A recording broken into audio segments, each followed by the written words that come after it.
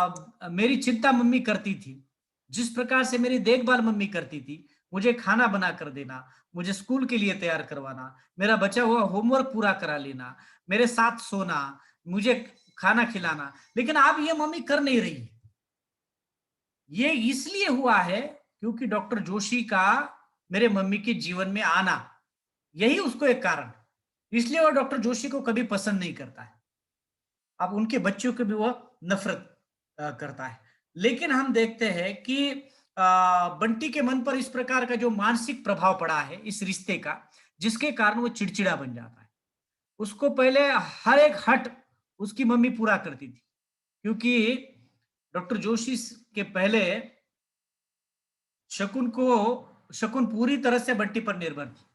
शकुन को लगा था कि ये मेरे जीवन का आधार है, इसलिए वो उसी आसपास उसे रहा करती थी, और बंटी भी उसी पर निर्भर था। दोनों एक दूसरे के थे, लेकिन एक तीसरे व्यक्ति के जीवन में प्रवेश के कारण जो कंसंट्रेशन बंटी पर था शकुन का, वह बढ़ गया। डॉक्टर जोशी के रूप में उसके जीवन में एक दूसरे पुरुष के आने के कारण उसके जीवन में बड़ा उत्साह आ गया। उसके जीवन में बड़ा उत्साह आ गया। वो सोच रही थी कि सालों तक अजय का इंतजार करने के बाद भी अजय मेरे जीवन में नहीं आया, मुझे खुश नहीं रख सका। अब उसमें मेरा तो कोई कसूर नहीं है, लेकिन डॉक्टर जोशी का जीवन में आ जाने से उसके जीवन में एक प्रकार की उत्सुकता आ जाती है, एक प्रकार का प्रफुल्लितता आ जाती है, प्रसन्नता आ जाती है। वो इसलिए क्योंकि डॉक्टर जोशी एक समझदार इंसान है, एक समझदार इंसान। उसे बड़ा अच्छा लगता है जो डॉक्टर जोशी के साथ सहवास या उनके साथ रहना, लेकिन इनकी नजदीकी से नफरत करता है बंटी। इसलिए हमने कल के कथानक में भी देखा कि बंटी अपने आप को फालतू बच्चा समझता है।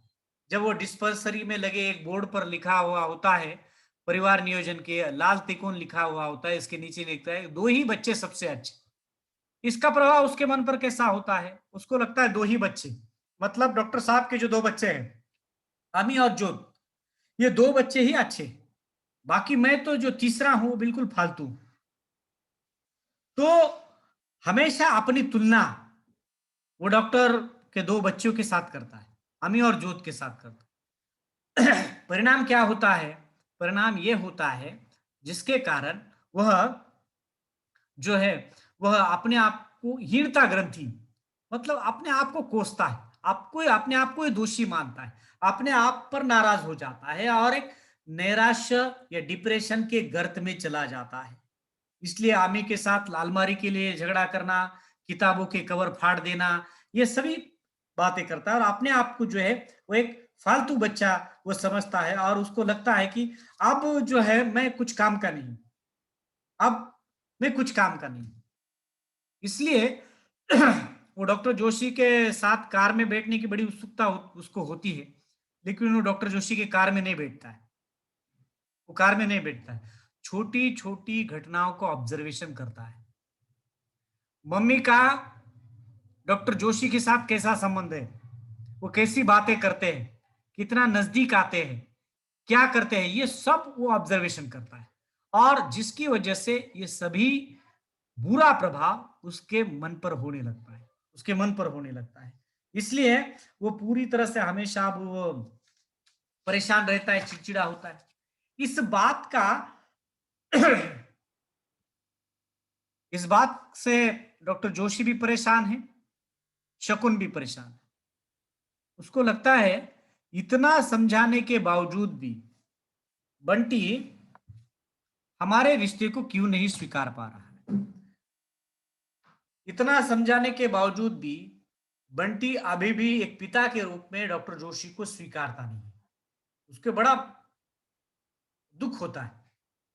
वो कहती है कि एक एक छोटा सा बच्चा था ये बंटी, तब से छोड़कर अजय निकल गया, उसे बड़ा किया, रात रात भर इस बच्चे के लिए मैं जागी, क्या कुछ कम नहीं किया इस बच्चे के लिए, लेकिन ये बच्चा जब मेरे जीवन में कुछ सुख की घड़ियां आने वाली है तो उसे उसमें ये बाधा क्यों बनता है, उसमें ये बाधा क्यों बनता है। इसलिए कभी कभी उसको लगता है कि अजय मेरे जीवन में मुझे कभी खुशी नहीं दे पाया, उसी तरह अजय का रूप लेकर ही बंटी मेरे घर में है, जो मुझे अभी भी खुश नहीं देखना चाहता है। इसलिए वो ये निर्णय लेती है शादी से पहले भी कि यदि बंटी मेरे और अजय के बीच में एक सेतु का काम नहीं कर सका, तो मेरे और डॉक्टर जोशी के बीच में बाधा भी नहीं बन सकती। इसलिए जो माँ अपने बेटे को कभी नहीं छोड़ने वाली थी, या उसके कल्पना में कभी उसने ये सोचा भी नहीं था कि बंटी को मैं छोड़ दूं, लेकिन उपन्यास में ये क्षण आ जाता है जब शकुन अपनी खुशी को, अपनी महत्वाकांक्षा को, अपने स्त्रीत्व के रूप में जीने के लिए, अपने स्वतंत्र अस्तित्व के लिए अपने बच्चे की बलि देने के लिए तैयार है। अपने बच्चे की बलि देने के लिए तैयार है कि उसे वो छोड़कर वह अपने पहले जो पिता है अजय, वो लेकर इसको चली जाए। और जब बुलाया भी जाता है अजय को, अजय भी उसको लेकर चला जाता है। लेकिन जो माँ के प्रति उसको लगता था बंटी को कि मेरी माँ जो है वो मुझे कभी नहीं छोड़ पाएगी, माँ मेरे बगैर जीवित रह ही नहीं सकती है, ये जो उसका वहम था वो बिल्कुल खत्म हो चुका है, क्योंकि माँ ने उसे बिना किसी रोक टोक के वहां से जाने दिया है। तब उसका मन और भी पक्का हो जाता है, उसके मन में माँ के प्रति यह मत तो बिल्कुल बच जाता है कि आप मेरे लिए, माँ के मन में आप कुछ भी प्रेम बाकी नहीं रहा है। जो माँ मुझे खिलाए बगैर खाती नहीं थी, जो माँ मेरी हर एक जिद को, हर एक हट को पूरा करती थी, जो माँ मुझे सुलाए बगैर सोती नहीं थी, जो माँ मेरे ही आगे पीछे करती थी, वो माँ एकदम से डॉक्टर जोशी के उसके जीवन में आ जाने से एकदम पराई हो गई। मैं एकदम पराया होगा, मैं एकदम फालतू बन गया। तो ये इसका दृढ़ स्वभाव, इस प्रकार का एक प्रभाव उसके मन पर होता है और मानसिक रूप में वह रुग्ण बन जाता है। मानसिक, इसलिए वो खामोश हो जाता है। हमने देखा कि जब वो यहाँ पर जाता है, जब वो कलकत्ता में जाता है और उसके पिताजी उसकी दूसरी माँ के साथ उसका परिचय करवाते कि ये मीरा है, ये तुम्हारी माँ है, और ये चीनू है जो तुम्हारा भाई। वो एकदम खामोश, जैसा आक्रोश, जैसा गुस्सा उसने माँ के प्रति उधर दिखाया था, इधर वो दिखाता नहीं। एकदम से खामोश हो जाता है, क्योंकि सभी प्रकार की परिस्थिति का प्रभाव उसके मन पर और मानस पटल पर इतना जबरदस्त हुआ कि जिसके वजह से वह अपने आप को जो है वह फालतू और हीनता ग्रंथि समझने लगा। इस तरह से देखा है कि उपन्यास में एक प्रसंग ऐसा है जहां पर मैंने आपको कहा था कि अ, जब वो पत्नी के रूप में डॉक्टर जोशी के घर में जाती है, तो अब वो उनकी पत्नी है, वो केवल बंटी की माँ नहीं है। पहले क्या होता था कि बंटी की माँ बंटी को अपने पास लेकर सोती थी, लेकिन आप तो उसने शादी कर ली है, इसलिए आप डॉक्टर जोशी के साथ, जोशी के कमरे में वो सोती है। बंटी अकेला अपने रूम में, उसको कभी माँ को छोड़कर सोने की आदत नहीं थी, लेकिन अब माँ ने उसे छोड़ दिया अकेला, उसका भी प्रभाव उसके मन पर होता है। और जब उसको नींद नहीं आती है और एकदम से वो जाके उस कमरे में जाता है और एक पति पत्नी वाले रूप को उनको देखता है, तो बड़ा बड़ा धक्का पहुंच जाता है उसके मन में। ऐसा रूप उसने कभी देखा नहीं था, पति पत्नी वाला रूप।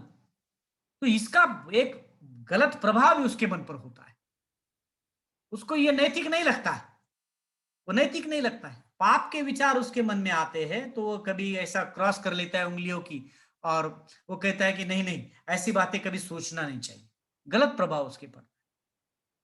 तो फ्रायड है, एक बड़े मनोवैज्ञानिक है पाश्चात्य, उन्होंने कहा था कि व्यक्ति के अंदर जैसा भाव होता है, उस अंदर के भाव से ही व्यक्ति का व्यवहार चलता है। व्यक्ति उस प्रकार का बर्ताव करता है जैसे वो अंदर होता है, अंदर सोचता है। वह, ये डिप्रेशन शारीरिक कारण, सामाजिक और पारिवारिक कारण भी हो सकते हैं जिसकी वजह से वह डिप्रेशन में चला जाता है। तो अब यहां जो बंटी डिप्रेशन में चला गया, वो किसकी वजह से चला गया? तो आपने दो दो कारण ऐसे हैं जिसके कारण। पहला कारण तो एक है कि उसके माता और पिता का तलाक हो गया, वह है। और दूसरा डॉक्टर जोशी का उनके जीवन में आ जाना, डॉक्टर शकुन के जीवन में आ जाना। तो इन दो परस्पर विसंगत परिस्थितियों के कारण बंटी का जो है वह मन पूरी तरह से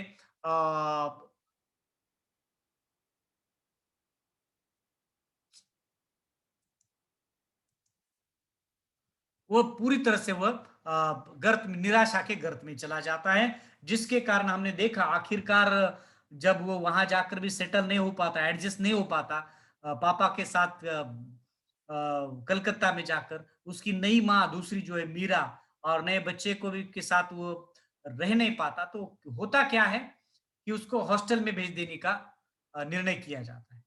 जब वो हॉस्टल में उसको छोड़ देने का निर्णय किया जाता है, मैंने कल भी आपको ये बताया था कि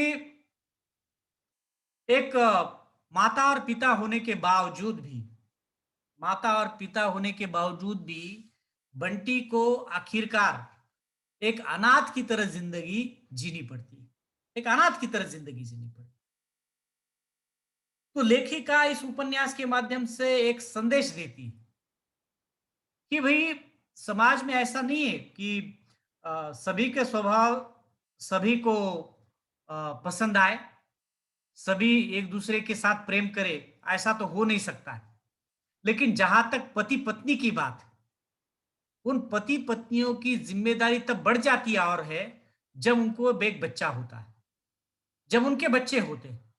क्योंकि प्रत्येक व्यक्ति अपनी आत्म इस संस्कृति बदलती चली जा रहा है, आत्म केंद्रित बनते जा रहे हैं, सेल्फ इसको कहा जाता है कि हम अपने पैरों पर खड़े, स्त्रियां भी अपने पैरों पर खड़ी है, जैसे शकुन भी अपने पैरों पर खड़ी है, वो एक प्रिंसिपल है, एक उच्च पद पर है, मान सम्मान उसको है, तो आप उसको लगता है कि मैं मेरे पैर पर खड़ी हूं, तो अहंकार उसको आ जाता है, उसको अहंकार आ जाता है।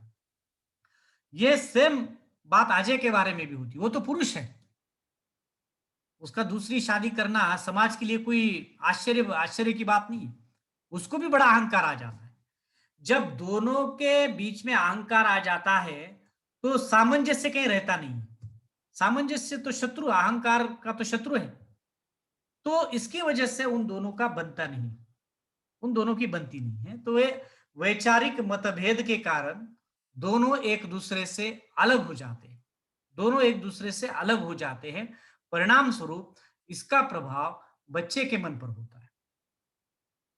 आजकल तो सब ऐसा है कि हम बच्चे को नजरअंदाज कर देते हैं, छोटा है, उसको कुछ समझ में नहीं आएगा, या वो समझता ही क्या है। जब वो कोर्ट में निर्णय हो जाता है कि बच्चे का हक किसे चाहिए, तो अगर बच्चा नाबालिग हो तो उसके मामी मम्मी के पास उसका हक दिया जाता है कि जब तक वो बालिग नहीं होता है, 18 साल का होता नहीं है, तब तक वो ये निर्णय नहीं कर सकता कि मुझे पापा के पास रहना है या मम्मी के पास रहना है। इसलिए बालिग होने तक उसे माँ के पास ही रखा जाता है। लेकिन उसको कभी नहीं सोचा उसके बारे में ये कभी नहीं सोचा जाता कि वो क्या चाहता है आखिर।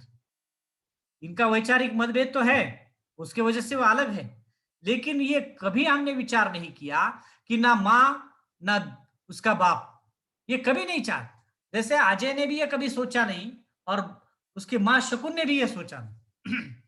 उसको लगता है कि जैसा, हाँ ये बात है कि शकुन उसको छोड़कर नहीं रहना चाहती, लेकिन वो चाहती है कि मेरे साथ बंटी भी ये बात समझ ले और मैं जैसा चाहती हूं, मैं जैसा खुश हूं वैसे वो खुश रहे। लेकिन ये जबरदस्ती से कैसे खुश रह सकता है? बंटी जबरदस्ती से कैसे मान लेगा पिता डॉक्टर जोशी डॉक्टर जोशी को? तो जबरदस्ती से हो नहीं सकता। लेकिन कभी भी उसके मन का विचार शकुन ने किया नहीं।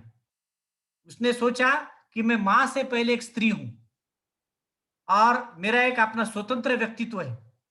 उस स्वतंत्र व्यक्तित्व को अगर विकसित करना है तो ये बाधाएं, चाहे वो अजय की हो चाहे वो बंटी की हो, मैं किसी बाधा को नहीं मानती। वो अपनी खुशी को महत्व देती है, इसलिए वो बंटी को छोड़ देती है। हम जैसे वाचकों को, पाठकों को शकुन के प्रति गुस्सा भी आ जाता है, शकुन के प्रति गुस्सा भी आ जाता है कि शकुन ने ऐसा छोड़ा क्यों। व्यक्तिगत अपनी इच्छा और आकांक्षाओं को पूरा करने के लिए बंटी के बारे में भी कोई भी विचार नहीं करता है। इसलिए लेखिका ये बताना चाहती है कि समाज में ऐसे आजकल बहुत से डिवोर्स की संख्या, तलाक की संख्या बहुत बढ़ती चली जा रही है। छोटे छोटे कारण से पति पत्नी अलग हो रहे हैं। लेकिन जो भी हो, अलग क्यों ना हो, यदि बच्चा होने से पहले अगर वैचारिक मतभेद के कारण अगर आप अलग हो जाते हैं तो कोई बात नहीं, आप अपनी जिंदगी खुद जियो। लेकिन बच्चा होने के बाद पति पत्नी की जिंदगी केवल पति पत्नी की नहीं रहती है, उसमें उनके बच्चे का भी एक रोल होता है। बच्चा भी केंद्र में होता है। इसलिए बच्चे के मन पर क्या गुजरेगी, वो कैसा व्यवहार करेगा और उसके भविष्य का क्या होगा, यह सोचकर जो है वो पति पत्नियों ने निर्णय लेना चाहिए। नहीं तो बंटी की जैसी मानसिक अवस्था हो गई है, उसी प्रकार की मानसिक अवस्था उन बच्चों की होती है। तो एक नए विषय को लेकर मन्नू भंडारी ने यहाँ पर आपके सामने एक उपन्यास रखा है। आपको समझ में आ गई ये बात?